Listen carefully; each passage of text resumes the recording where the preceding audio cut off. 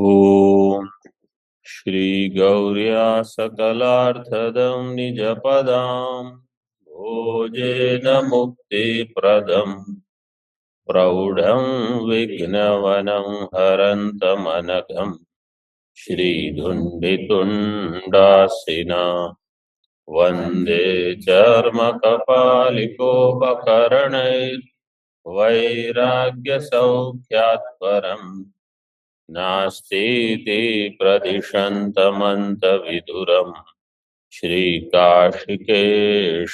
शिवम् शङ्करं शङ्कराचार्यं केशवं बादरायणं सूत्रभाष्यकृतौ वन्दे भगवन्तौ पुनः पुनः ईश्वरो गुरुरात्मेति मूर्तिभेदविभागिने व्योमवद्व्याप्तदेहाय दक्षिणामूर्तये नमः।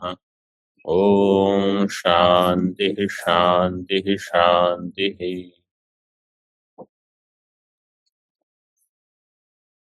चतुर्विधम क्रियाफलम, क्रिया का फल चार प्रकार का है। उत्पत्ति, विकार, आप्ति, संस्कार अथवा उत्पत्ति, विकृति, आप्ति, संस्कृति, ऐसे चार प्रकार से कहा जाता है। चतुर्विधम में क्या समास विग्रह होगा? चतस्र विधा फलम यस्य तत् चतुर्विधम अथवा चतस्र विधा यस्य तत् चतुर्विधम, चार प्रकार का फल है। इसमें से पहले दो का विचार हमने किया, उत्पत्ति और विकृति मतलब विकार। उत्पत्ति और विकार, अगर मोक्ष फल उत्पाद्य है अथवा विकार्य है, दोनों में अनित्यत्व रहेगा। जो उत्पन्न होगा वो भी अनित्य होगा, जो विकारी होगा वो अनित्य होगा, दोनों अनित्य होंगे। स्थितस्य अवस्थान्तरम विकार है, यहां तक देखा था। आगे टीका में देखिए, ननु अनित्यत्व निरासाय क्रिया स्थितस्यैव ब्रह्मणो ग्रामवत आप्ति ही अस्तु।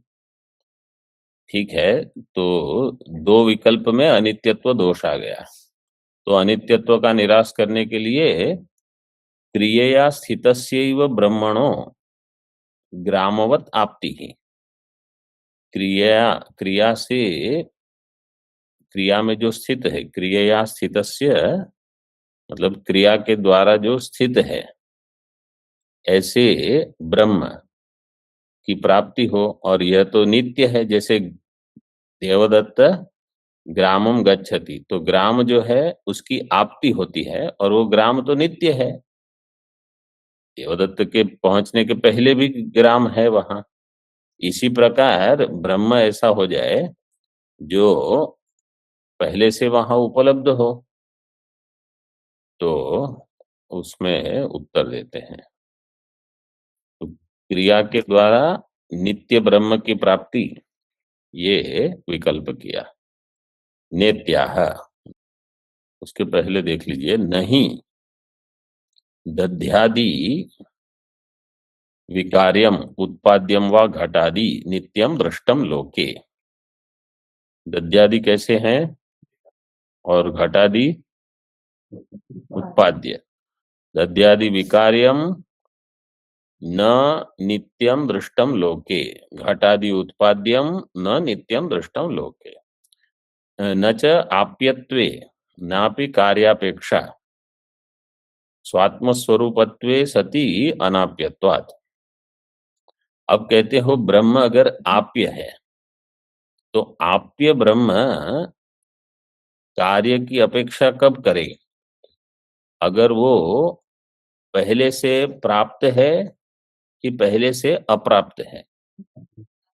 अगर पहले से ब्रह्म अप्राप्त है तो आप कहोगे कार्य की अपेक्षा। देखो, सिद्धांती दो विकल्प करते हैं, ब्रह्म जीवा भिन्नम न वा, ब्रह्म जीव से भिन्न है अथवा अभिन्न है। तो ब्रह्म जीवाभिन्न, ब्रह्म अगर जीव से अभिन्न है तो वो तो प्राप्त ही है। प्राप्त होने से वहां कोई क्रिया की अपेक्षा, उभयथापि अनाप्यत्वात् न क्रियापेक्षा। अनाप्यत्वात् है पाठ में, कहाँ पढ़ रहे हो? हाँ, क्या है उभयथापि? उभयथापि आप्तत्वात् न क्रिया। हाँ, आप्तत्वात् न क्रियापेक्षा। ये आप लोगों का पाठ क्या है? हाँ, आप्तत्वात् कर लीजिए। उभयथापि आप्तत्वात् न क्रिया, आप्त है इसलिए क्रिया की अपेक्षा नहीं। 3 टीका किसी के पास है? आप्तत्वात्, उभयथापि आप्तत्वात्। कैसे वो देखो विकल्प से सिद्ध करते हैं।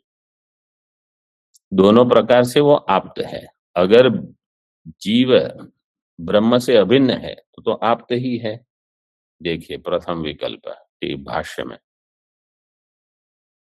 न च आप्यत्वे नापि कार्यापेक्षा स्वात्म स्वरूपत्वे सति अनाप्यत्वात्। न च आप्यत्वेन अपि कार्यापेक्षा, अगर वो आप्य है, आप्य का अर्थ है अभी प्राप्त नहीं है, जो अभी प्राप्त नहीं है इसलिए भी कार्य की अपेक्षा नहीं होगी। आप्यत्वेन अपि, आप्यत्व अगर उसमें आया मतलब अभी प्राप्त नहीं है, तो 2 विकल्प करते हैं। स्वात्म स्वरूपे सति अनाप्यत्वात्। अनाप्य मतलब अगर स्वात्म स्वरूप है तो वो आप्य नहीं रहा, वो तो प्राप्त ही है। ठीक है ना? स्वात्म स्वरूपे अपि, स्वात्म स्वरूपे सति अनाप्यत्वात्, अभी वो आप्य नहीं रहा, वो प्राप्त है। प्राप्त होने से उसमें आप्यत्व नहीं है। ये कौन सा विकल्प हुआ? अगर जीव ब्रह्म से अभिन्न है। दूसरा है स्वरूप व्यतिरिक्तत्व अपि, अगर जीव ब्रह्म से भिन्न हो तो भी ब्रह्मणो न आप्यत्व, ब्रह्म आप्य नहीं रहेगा। क्यों ब्रह्म आप्य नहीं रहेगा? सर्वगतत्वेन नित्य आप्त स्वरूपत्वात् सर्वेण ब्रह्मणः आकाशस्य इव। जो सर्वगत है वो नित्य आप्त है, नित्य आप्त होने से उसमें आप्यत्व नहीं होगा। सर्वेण ब्रह्मणः, सर्वगतत्वेन ब्रह्मणः सर्वेण नित्य आप्त स्वरूपत्वात्, नित्य आप्त स्वरूप है। आकाशस्य इव, जैसे आकाश सर्वगत है इसलिए सभी को आप्त है, उसमें आप्यत्व तो नहीं होगा। वैसे ये जो पाठ थे वो भी ठीक है, उसको भी बिठा सकते हैं। उभयथापि आप्तत्वात् अथवा अनाप्यत्वात्। अनाप्य भी ठीक ही पाठ है। अनाप्य का अर्थ क्या है? उसमें आप्य, अनाप्त नहीं, अनाप्य। अनाप्य आपका कैसे है? अनाप्त। हाँ, अनाप्य ठीक है। हाँ, उसमें आप्यत्व तो नहीं आएगा, एक ही हो गया। हाँ, तो ये जो हमने पाठ बनाया उसकी आवश्यकता नहीं है, जैसा है वैसा भी चल जाएगा। अनाप्यत्व किसमें आएगा? ब्रह्म में। ब्रह्म में जो प्राप्त है वो आप्य नहीं है। समझ में आया ना? बस दोनों पाठ रख सकते हो, केवल अनाप्यत्व अथवा आप्तत्व, न क्रियापेक्षा, स्वात्म इत्यादि न। यथा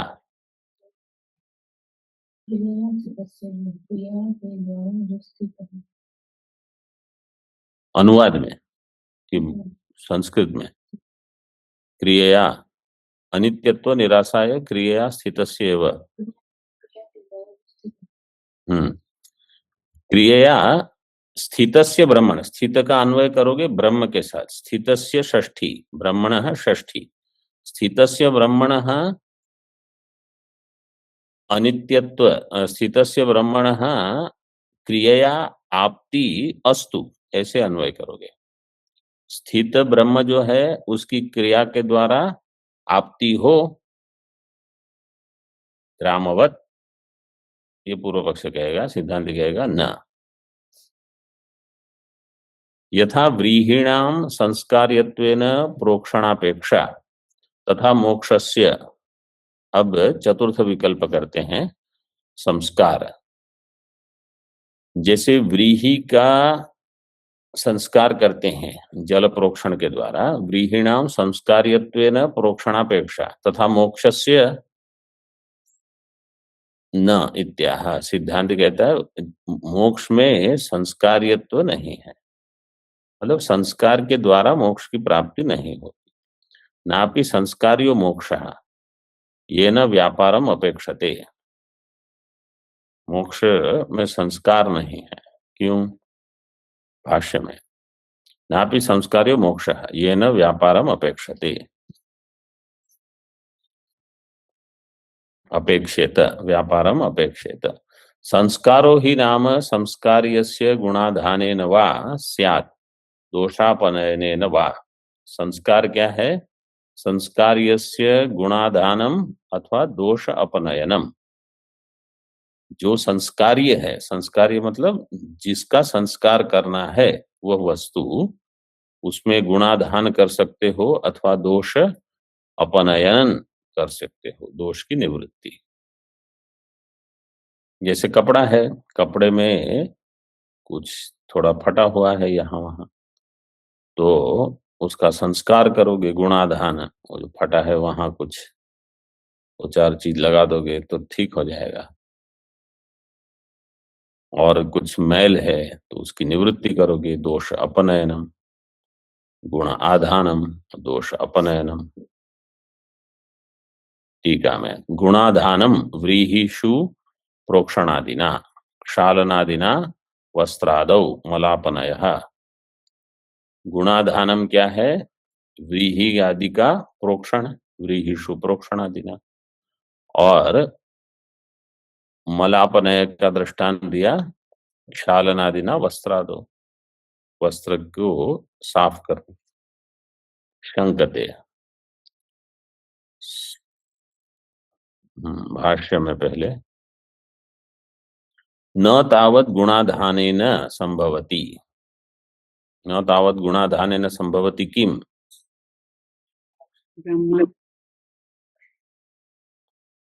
मोक्ष ब्रह्म मोक्ष, यहाँ वहां पंक्ति ठीक से समझ लो तब उत्तर आएगा। न तावत् गुणाधानेन संस्कारो संभवति। क्यों? अनाधेय अतिशय ब्रह्म स्वरूपत्वात् मोक्षस्य। इसका अर्थ ये नहीं है कि जो उत्तर नहीं देते हैं उनको सब उत्तर पता है। हाँ? जो उत्तर नहीं देते उनको भी नहीं पता होता, इसलिए वो नहीं देते, और जिनको पता है वो भी कभी कभी उत्तर नहीं देते, वो अलग है। अनाधेय अतिशय ब्रह्म स्वरूपत्वात् मोक्षस्य। देखो अभी इसमें ब्रह्म स्वरूप कैसा है, समास का विग्रह कैसे करोगे? अनाधेय अतिशय ब्रह्म स्वरूपत्वात् मोक्षस्य। मोक्ष का स्वरूप क्या कैसा कैसा है? नहीं मतलब इसमें से कौन से पद का कैसे संबंध लगाओगे? आधेयम अतिशयम यस्य तत् आधेयातिशय अथवा आधेयातिशयम, न आधेयातिशयम इति अनाधेयातिशयम, अनाधेयातिशयम च तत् ब्रह्म इति अनाधेयातिशय ब्रह्म तत्स्वरूपत्वात्। आधेय अतिशय का अर्थ क्या है? जिसमें कुछ आप बढ़ा सकते हो। जैसे समझो ये कपड़ा है, 2 मीटर हो समझो, इसको बढ़ा सकते हैं कि नहीं? यहाँ बढ़ा सकते हैं, वहां बढ़ा सकते हैं, इसमें कुछ और भी जोड़ सकते हैं। यहाँ कुछ पुष्प लगा दिए, अथवा राम राम राम ऐसे लिख लेंगे, ओम ओम। ये है अतिशय, इसमें कुछ विशेष कर सकते हैं।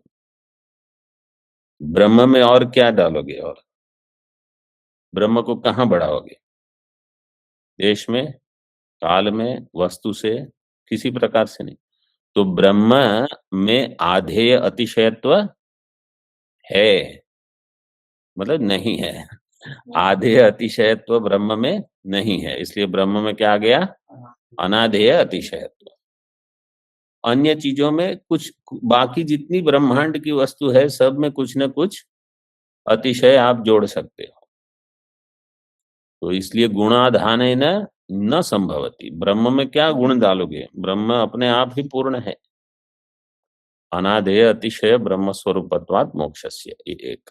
दूसरा, नापि दोषापनयनेन, और ब्रह्म में से कौन सा दोष निकालोगे? ब्रह्म में दोष ही नहीं है। ब्रह्म एक ही चीज है जो निर्दुष्ट है, बाकी तो सब में दोष है। लोग ढूंढते रहते हैं कि ऐसी चीज चाहिए जिसमें कुछ दोष ना हो। ऐसी चीज केवल आप ही हो। आप स्वयं निर्दुष्ट हो। जैसे उपाधि को जोड़ दोगे, दूषित हो गए आप।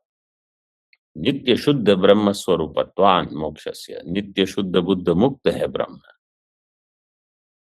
जितना ये स्पष्ट समझ में आ जाता है ना, उतना यहां वहां हम प्रयास नहीं करेंगे। कोई समझो अपना कमरा बिल्कुल दोष रहित बनाना चाहता है, वो कितना बना सकता है? और दोष रहेंगे ही रहेंगे, वहां वहां कितना आप करते रहोगे? तो छोड़ो। शरीर कितना दोष रहित बनाओगे? अंतःकरण दोष रहित बना सकते हो कुछ हद तक, लेकिन अंतःकरण इतना दोष रहित कभी नहीं बन सकता जैसा ब्रह्म। तो चित्त शुद्धि इसलिए ध्येय नहीं है हमारा। चित्त शुद्धि साधन है जिसको प्राप्त करके आप अपने आप को ब्रह्म जान लो। क्योंकि चित्त में कहीं न कहीं से कौन से संस्कार कब जागृत हो जाएंगे आपको पता नहीं, और वो नित्य शुद्ध नहीं है। वो तो आगंतुक शुद्धि है। जो आगंतुक शुद्धि होगी वो नित्य होगी कि अनित्य होगी? तो आप संघर्ष करते रहोगे ये मान के कि पहले एकदम चित्त शुद्ध हो जाए, शुद्ध हो जाए, शुद्ध हो जाए, आप उसी में लगे रहोगे। इसका अर्थ ये नहीं है कि अशुद्ध चित्त में ज्ञान हो जाएगा, लेकिन चित्त शुद्धि हमारा ध्येय नहीं है। हमारा मुख्य ध्येय है ब्रह्म ज्ञान। तो इसके लिए चित्त में कुछ हद तक राग द्वेष न हो, मलिनता न हो, विकार न हो, उस समय अच्छे से वेदांत श्रवण मनन निधि ध्यासन कर लो, अपने आप को ब्रह्म जान लो। जान लेने के बाद इतने विरक्त हो जाओ कि अपने अंतःकरण से ही विरक्ति हो जाए, फिर हो गया सब। नहीं तो फिर अटके रहोगे। इसी को कहते हैं अध्यारोप अपवाद प्रक्रिया। ये जिनको सब छोटी छोटी चीजों का भान नहीं है, वो कहीं न कहीं अन्य चीजों में अटक जाएंगे। संकते स्वात्मधर्म एव सन् तिरोभूतो मोक्षः क्रियया आत्मनि संस्क्रियमाणे अभिव्यज्यते, यथा आदर्शे निघर्षण क्रियया संस्क्रियमाणे भास्वरत्वं धर्म इति चेत्। स्वात्मधर्म एव सन् तिरोभूतो मोक्षः। मोक्ष क्या है? स्वात्म धर्म, हमारा ही धर्म है, अपना स्वभाव है, स्वरूप है, लेकिन अभी तिरोभूत है, ढका हुआ है। आत्मनि संस्क्रियमाणे क्रियया अभिव्यज्यते, क्रिया के द्वारा जब आत्मा का संस्कार होगा तो क्या होगा? अभिव्यज्यते। कहा अभिव्यज्यते? मोक्ष, मोक्ष की अभिव्यक्ति होगी। पूर्व पक्ष बता रहा है।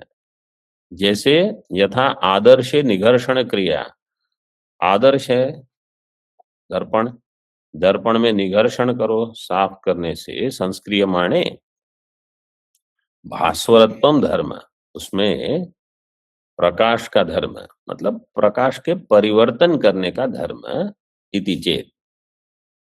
तो जब वो मलिन है तो परिवर्तन नहीं कर रहा, साफ कर दिया अच्छे से तो प्रकाश का परिवर्तन करने का धर्म वहां स्वात्म धर्म था, वही अभिव्यक्त हो गया।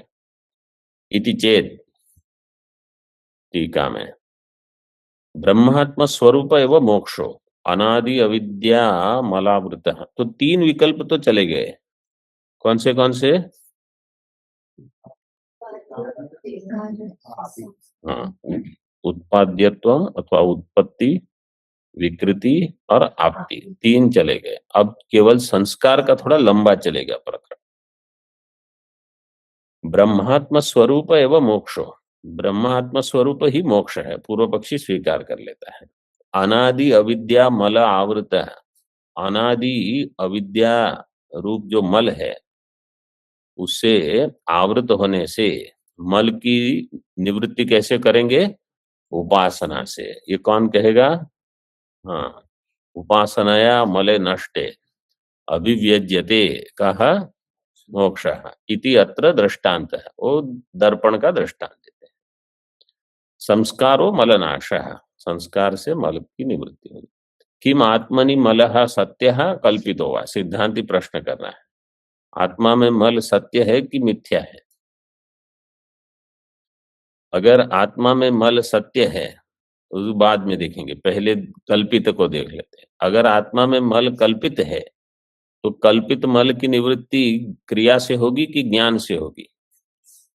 ज्ञान से। ये ज्ञानादेव तन्नाशो न क्रियया, कल्पित मल की निवृत्ति ज्ञान से ही हो जाएगी, उसके लिए क्रिया आवश्यक नहीं है। आद्य, अगर मल सत्य है आत्मा में, क्रिया किम आत्मनिष्ठा अन्य निष्ठा वा, तो क्रिया कहाँ करोगे? आत्मा में ही क्रिया होगी कि अन्य किसी में क्रिया होगी और आत्मा की शुद्धि होगी? ये प्रश्न करते हैं। समझ में आया ना?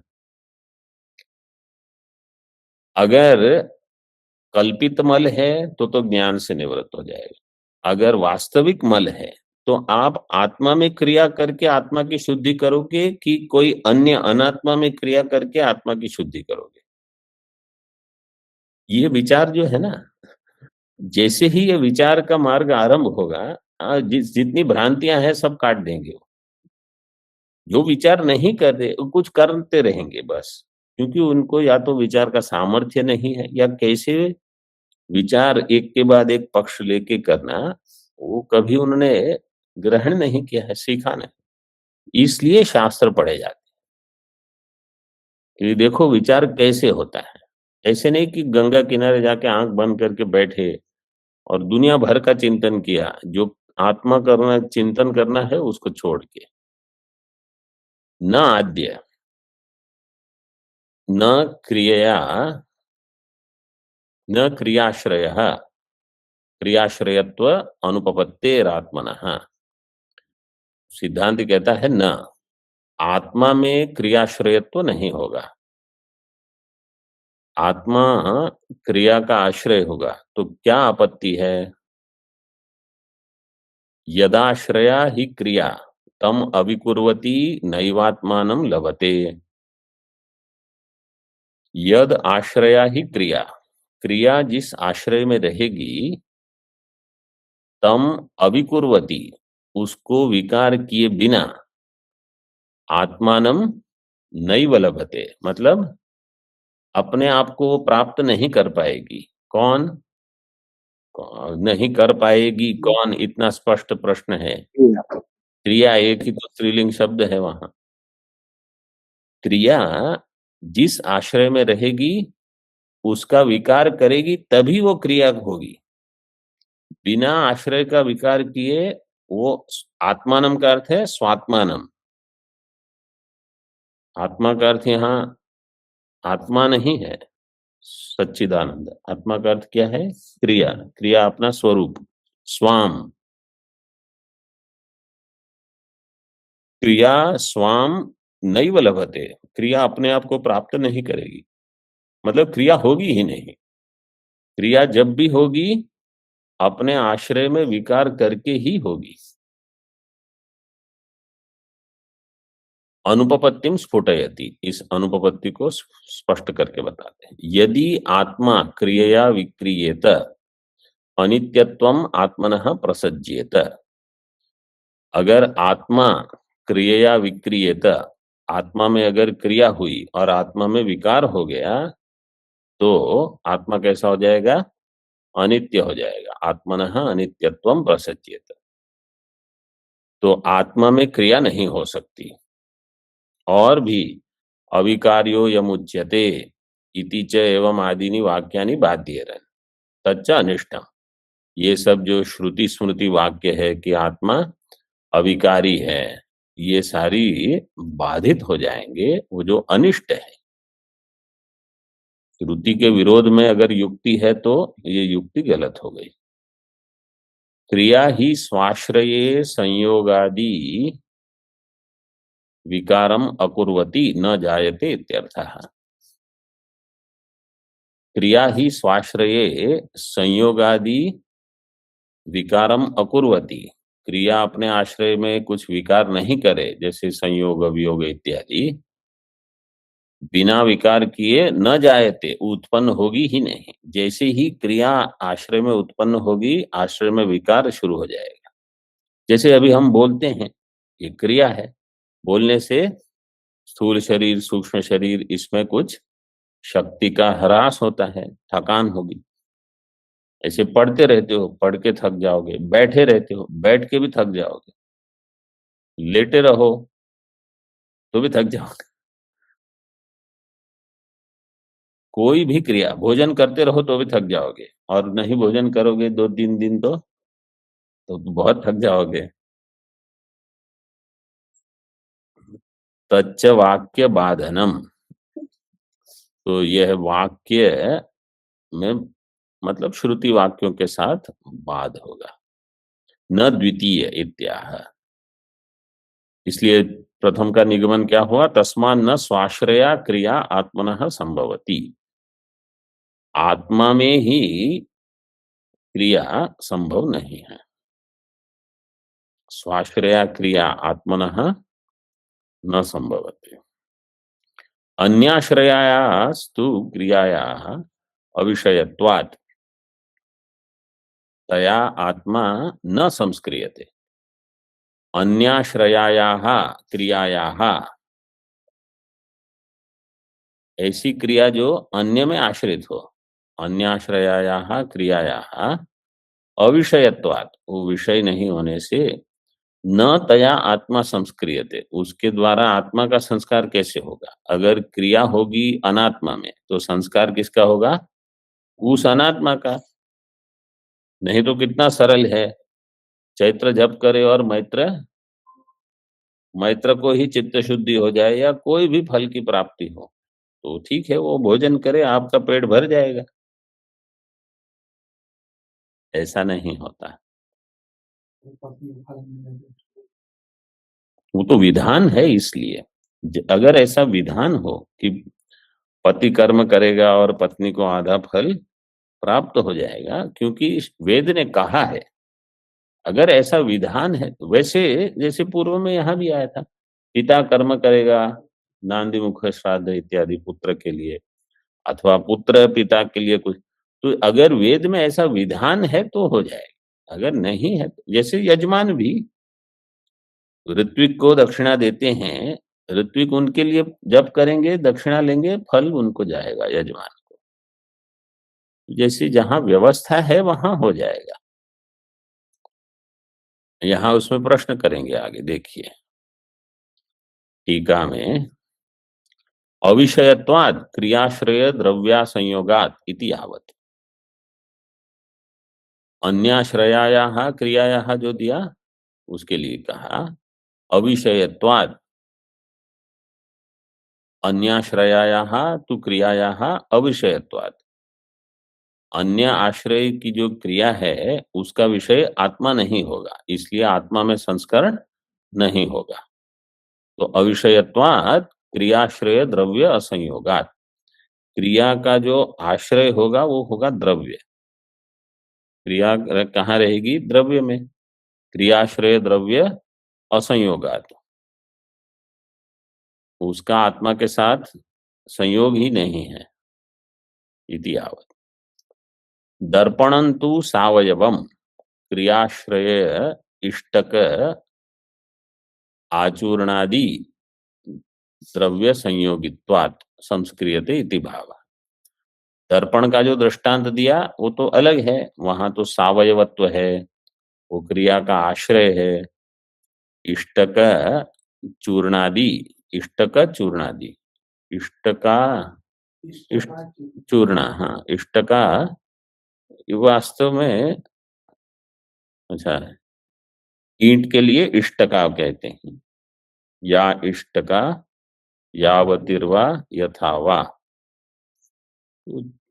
ईंट का मतलब कोई ऐसी मिट्टी जैसे हम बर्तन जिससे साफ करते हैं, लाल ईंट जो है वो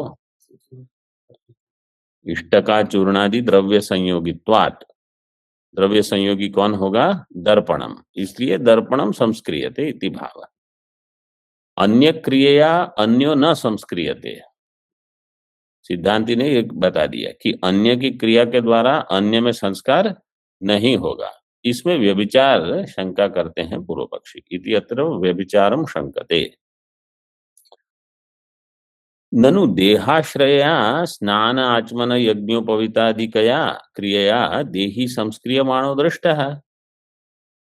देहाश्रित होगी जो क्रिया, स्नान करोगे, आचमन करोगे, प्रोक्षण आदि कुछ करोगे, यज्ञोपवीत धारण करोगे, यज्ञोपवीत आदि कया क्रिया, इन सब क्रियाओं के द्वारा देही संस्क्रिय मानो दृष्ट है, देही जो है उसके संस्कार देखे जाते हैं। देही, देही मतलब जो व्यक्ति है वो मानता है कि देह के मतलब यहाँ केवल देही से आपको लेना होगा सूक्ष्म शरीर। हाँ, अंतःकरण में एक भाव, अब मैं स्वच्छ, अब मैं पवित्र, जो सब पाप कर्म वगैरह किए हैं, जो जाते हैं कुंभ में स्नान कर, अब मैं महापवित्र हो गया, 4 धाम घूम के आते हैं तो पवित्र हो गया, ऐसी भावना बनती है। तो ये आत्मा का संस्करण नहीं हुआ। पूर्व पक्षी क्यों देही को आत्मा मानता है? क्योंकि ये मीमांसक है। वो क्या कहेंगे? स्नान आदि करेंगे तो हम शुद्ध हो गए, अब हम शुद्ध होके जप करेंगे, पूजा करेंगे, कुछ करेंगे। इसलिए वो कहेंगे सो के उठ के सीधे जप नहीं कर सकते, सीधे पूजा नहीं, पहले जाओ साफ सफाई करो सब। तो देही संस्क्रिय मानो दृष्ट है। टीका में सिद्धांति देखिए क्या कहते हैं। आत्मनो मूला विद्या प्रतिबिंबितत्वेन गृहीतस्य नरोहम इति भ्रांत्या देह तादात्म्यापन्नस्य क्रियाश्रयत्व भ्रांत्या संस्कार्यत्व भ्रमात् न व्यभिचार इत्याह। आत्मा में मूला विद्या है, मूला विद्या प्रतिबिंबितत्वेन गृहीतस्य, मूला विद्या का प्रतिबिंब है चिदाभास, अथवा मूला विद्या में जो प्रतिबिंब होगा आत्मा का वो है चिदाभास। मतलब चिदाभास शब्द से हम व्यवहार करते हैं, इसको थोड़ा ध्यान में रखिए। आत्मा का प्रतिबिंब अविद्या में भी माना गया है और अंतःकरण में भी माना जाता है। विवरण मत में और वार्तिक मत में भेद है, ये सिद्धांत बिंदु मूल में ही दे दिया है। तो आत्मा का अगर मूला विद्या में प्रतिबिंब मानोगे तो जीव कौन है? जो मूला विद्या में प्रतिबिंबित है। और वार्तिककार के मत में आत्मा का अंतःकरण में प्रतिबिंब है। तो मूला विद्या एक है और अंतःकरण अनेक है। तो जो एक मानते हैं तो एक जीववाद सीधे ही बैठ जाएगा। अथवा अगर उनको भी समझाने के लिए समझाना है तो कहेंगे मूला विद्या के अवस्था भेद मान लो, परिच्छेद के भेद से मूला विद्या में भेद हो जाएंगे, अंतःकरण परिच्छेदक हो जाएंगे। और वार्तिककार मत में सीधे ही स्पष्ट है कि जितने अंतःकरण है उतने चिदाभास, बस। ये सिद्धांत बिंदु जो लोग अभी पढ़ रहे हैं तो ये प्रकरण हो चुका है, आप थोड़ा फिर से देख लेना। मतलब मुझे लगता है कि बहुत लोग तो कुछ केवल वहां पाठ में बैठ लेते हैं, ज्यादा ग्रहण नहीं होता, लेकिन ये सारे विचार कहीं न कहीं आपको मिल जाएंगे ग्रंथों में। तो आत्मनो मूला विद्या प्रतिबिंबितत्वेन, आत्मा का प्रतिबिंब हो गया मूला विद्या में, प्रतिबिंबितत्वेन गृहीतस्य, उसमें नरोहम ये भ्रांति हो गई। क्यों हो गई? देह से तादात्म्य होने के कारण। देह तादात्म्यापन्नस्य क्रियाश्रयत्व भ्रांत्या। तो ऐसे जो व्यक्ति है, देह से तादात्म्य किया है, क्रिया का आश्रय जब देह होगा तो भ्रांति से उसको क्या लगेगा? मुझ में क्रिया हो रही है। तो संस्कार होगा देह का और उसको क्या लगेगा? मेरा संस्कार हो गया। अब वो मैं से कुछ भी मानता है, शुद्ध चैतन्य तो नहीं मानता और देह भी नहीं मानता, मध्यस्थ जो है। तो संस्कार्यत्व भ्रमात्, इसलिए वास्तव में अन्य के संस्कार से अन्य में संस्कार नहीं होता। मतलब अनात्मा में क्रिया होने से आत्मा का संस्कार नहीं होगा। ये केवल ऐसा भासता है कि हाँ हाँ आत्मा में संस्कार हो गया, अब मैं शुद्ध हूं। बोले हाँ अब आप ये करो, उनको अच्छा लगता है। मतलब ये केवल उन्हीं लोगों को श्रवण करना है जो बिल्कुल अच्छे से मानसिक रूप से तैयार हैं? नहीं तो आप अर्थ का अनर्थ मत कर देना। नहीं समझ में आया तो बहुत अच्छा है, पूरा समझ में आ गया तो बहुत अच्छा है, आधा समझ में आया तो समस्या है। न, भाष्य में देखिए, देहादि संहतस्यैव अविद्यागृहीतस्य आत्मनः संस्क्रियमाणत्वात्। देहादि संहतस्य अविद्यागृहीतस्य, अविद्यया गृहीत, देहादि संघात को अविद्या के द्वारा मैं जो मानता है, उस देहादि संघात के संस्कार से आत्मनः संस्क्रियमाणत्वम, ये भ्रांत्या गृहीत है, अविद्या गृहीत है। तो देहादि संघात को मैं मानता है, फिर देहादि संघात की शुद्धि होने से मैं शुद्ध हो गया।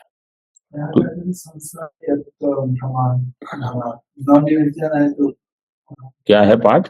न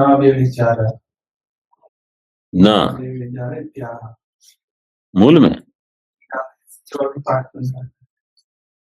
न व्यभिचार इत्याह, ठीक है। मतलब पूर्व पक्ष ने कहा कि ये व्यभिचार है। व्यभिचार कहाँ दिखाया? अनात्मा में क्रिया होने से आत्मा का संस्कार। पूर्व पक्ष ने कहा कि सिद्धांत ने कहा ऐसा नहीं हो सकता कि अन्य में क्रिया हो और अन्य का संस्कार हो जाए। आत्मा विषय ही नहीं बन रहा है उस क्रिया में, संलग्न नहीं। तो पूर्व पक्षी ने कहा नहीं, उसमें व्यभिचार है। देखो, देह के संस्कार होने से मैं संस्कृत हो गया, मैं शुद्ध हो गया, ऐसा होता है। सिद्धांत कहता है ऐसा वास्तव में नहीं होता, ये भ्रांति से होता है। देहादि संहतस्यैव अविद्यागृहीतस्य आत्मनः संस्क्रियमाणत्वात्। तो इसलिए थोड़ा विचार कर सकते हैं, आत्मा में चूंकि ये सब चीजें नहीं है, स्नान, आत्मा का स्नान नहीं होता, आत्मा का आचमन, आत्मा कोई आचमन नहीं करता, यज्ञोपवीत आदि नहीं होते आत्मा में, और आत्मा में कोई वर्ण आश्रम का विधान नहीं है, आत्मा के लिए कोई दिक्काल नहीं है। वो आत्मबोध का श्लोक क्या है? दिग्देश कालाद्यनपेक्ष सर्वगम शीतादि हृन्नित्य सुखम निरंजनम यस्वात्म तीर्थम भजते विनिष्क्रिय। सर्व सर्वविद सर्वगतो अमृतो भवेत्। सर्वविद सर्वगतो मृतो भवेत्। स्वात्म तीर्थम भजते, उसके लिए आत्मा ही तीर्थ है, उन्हें कहीं जाने की आवश्यकता नहीं है। वो दिक देश कालादि अनपेक्ष है। कोई विशेष दिशा, जैसे पूर्व दिशा में करके आप कुछ जप करो, उत्तर दिशा में करके कुछ करो, आत्मा के लिए क्या है, कौन सी दिशा? देश, कोई विशेष देश में, जैसे प्रयागराज में जाइए, वहां कुंभ है, उस मंदिर में वहां है। जिनको आत्मा ही तीर्थ है, ये समझ में आ गया है, उनके लिए कुछ नहीं है। दिग्देश काल है, काल विशेष है, इस दिन स्नान करो, इस दिन कुछ करो, जो भी हो, कुछ नहीं। हाँ, अगर उनके संस्कार इतने दृढ़ हैं तो नहीं करेंगे ऐसा नहीं है। जैसे बहुत सारे महात्मा हैं, समझो कोई माघ मेला हो, कुंभ में वो जाते हैं, भले आयु कैसी भी हो गई। और बहुत सारे महात्मा ऐसे कि एक दो चार बार गए, बस वो बहुत हो गया, अब हर कुंभ में नहीं जाते। महाराज जी को ही दृष्टांत दीजिए, यहाँ कैसे बहुत सारे महात्मा, वो बोले कि बस क्या।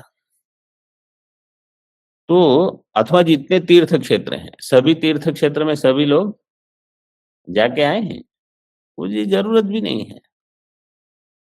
जिनके पास ब्रह्म विद्या नहीं है उनको ये बहुत रहेगा। जो ब्रह्म ज्ञानी है उनका ऐसा है कि चलो हम यहाँ गए हैं, वहां एक कोई तीर्थ क्षेत्र जाके आओ, एक पंथ दो काज ऐसा कहते हैं, वहां जा गए तो कर लो, उसमें दर्शन करने में कोई आपत्ति नहीं। और कहा जाएगा कि नहीं आज नहीं कल या परसों विशेष कुछ दर्शन होगा, तो 2 दिन रुकने में भी उनको आपत्ति नहीं। लेकिन ऐसा नहीं है कि मन नहीं हुआ तो मैं तो कैसा अशुद्ध ही रहूंगा जीवन भर, ये उनकी बुद्धि नहीं बनेगी।